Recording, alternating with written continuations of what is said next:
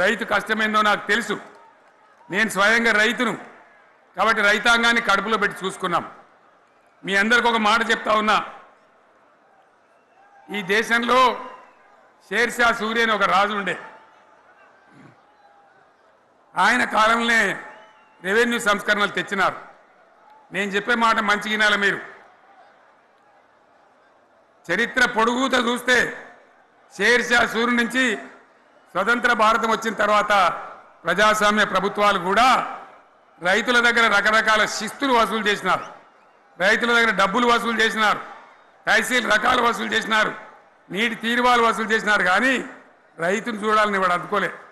భారతదేశంలోనే ఎక్కడ కూడా లేని స్కీమ్.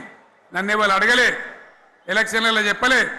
నాకు నేనుగా ఆలోచించి, ప్రభుత్వమే ఆలోచించి రైతు బంధు పథకాన్ని తెచ్చినాం.